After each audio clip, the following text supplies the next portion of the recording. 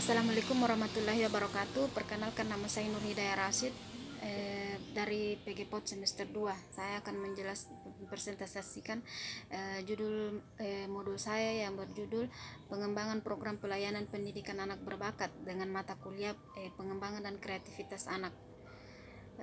Definisi dan karakteristik anak berbakat. Definisi anak berbakat menurut versi Indonesia yaitu anak yang didefinisikan oleh orang profesional mampu mencapai prestasi yang tinggi karena memiliki kemampuan yang luar biasa. Sedangkan versi Amerika yaitu mereka yang komitmen secara konsisten, penampilan yang luar biasa, hebat dalam suatu bidang yang berfaedah. Karakteristik anak berbakat terbagi menjadi 3, yaitu karakteristik akademik, yaitu seorang anak berbakat 10 tahun ia mampu memiliki kemampuan akademik membaca sama dengan anak berusia 14 tahun.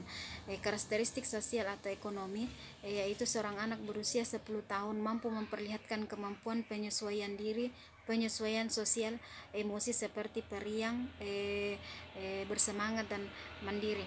Yang ketiga, karakteristik fisik atau kesehatan. Anak berusia 10 tahun memiliki tinggi dan berat badan sesuai dengan usianya. Jenis-jenis layanan bagi anak berbakat, yaitu 1, komponen sebagai persiapan penentuan jenis layanan terbagi menjadi pengidentifikasian anak berbakat. Mengidentifikasi anak berbakat bukanlah hal yang mudah. Oleh karena itu banyak anak-anak yang tidak menempatkan bakat mereka dan tidak dipupuk. Langkah pertama dalam pengenalan anak berbakat adalah menentukan alasan atau sebab untuk mencari mereka. Jika kita memiliki kelompok matematika, maka pendekatan anak akan berlainan kalau kita mencari siswa yang mempunyai keterampilan menulis. Selanjutnya, alat-alat yang digunakan dalam mengidentifikasi atau berfokus pada beberapa berfokus pada beberapa hal seperti yang dilakukan Crick 1986, yaitu kelancaran, kelenturan dan kemurnian. Yang kedua, tujuan program pendidikan anak berbakat. 1.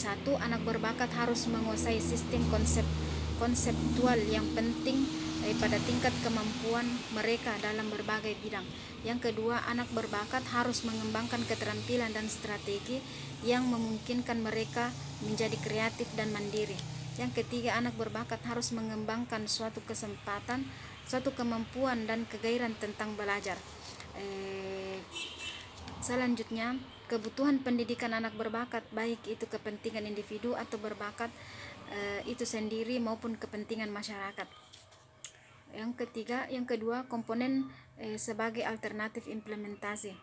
Jenis layanan ini dikemukakan oleh hal-hal yang berkaitan dengan implementasi layanan pendidikan anak anak berbakat. Ciri-ciri khas layanan sesuai dengan kebutuhan anak berbakat yaitu adaptasi lingkungan belajar. Sehubungan dengan adanya adaptasi lingkungan belajar dikemukakan Gallagher dan kawan-kawan 1983 sebagai berikut: kelas penggayaan, kelas konsultan, ruang sumber belajar, studi mandiri, kelas khusus dan sekolah khusus. Keanekaragaman yang kita temui di antara anak termasuk anak berbakat mencerminkan jenis dan jumlah adaptasi yang perlu diadakan di sekolah untuk memenuhi kebutuhan khusus mereka. Kebutuhan pendidikan anak berbakat dapat ditinjau dari kepentingan bakat, itu 1, kebutuhan pendidikan dari segi anak berbakat itu sendiri. Yang kedua, kebutuhan pendidikan yang berkaitan dengan kepentingan masyarakat. Itulah sedikit persentase saya tentang mengembangkan program pelayanan pendidikan anak berbakat. Terima kasih atas kesempatannya. Assalamualaikum warahmatullahi wabarakatuh.